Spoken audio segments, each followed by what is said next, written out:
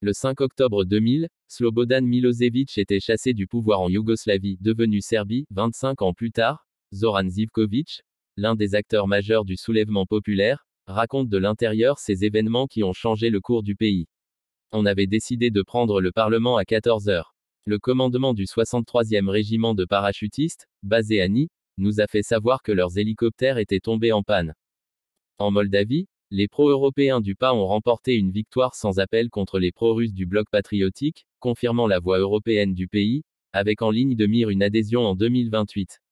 Si, toutefois, l'Union européenne tient ses engagements. C'est une vieille idée qui refait discrètement surface à Chisinau, l'unionisme, qui promeut la fusion de la Moldavie et de la Roumanie en un seul État.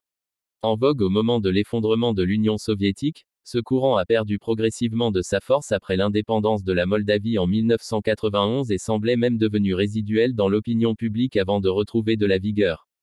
Décryptage. En Bosnie-Herzégovine, la Republika Srpska se prépare pour l'élection de son nouveau président, le 23 novembre.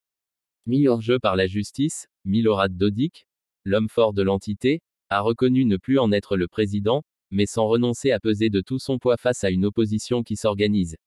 La commissaire européenne en charge de l'élargissement, Marta Kos, a effectué une visite en Bosnie-Herzégovine pour renouer avec une société civile qui peine à voir encore les perspectives d'adhésion à l'Union européenne.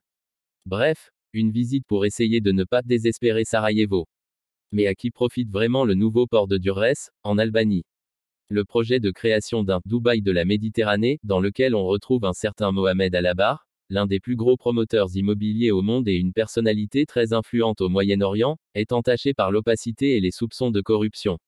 La Grèce n'a toujours pas tourné la page de la catastrophe ferroviaire de Tampé, qui a fait 57 morts en février 2023. Panos Russi, le père d'une victime, a entamé une grève de la faim qui secoue la classe politique, accusé de ne pas faire toute la lumière sur l'accident. Un an après les inondations et les glissements de terrain qui l'avaient dévasté, la bourgade de Donja Jablanica, dans le sud de la Bosnie-Herzégovine, peine à reloger ses habitants et à retrouver une vie normale. La catastrophe qui a fait 19 morts comporte également un volet judiciaire, car des blocs de granit provenant d'une carrière voisine avaient été charriés par les flots.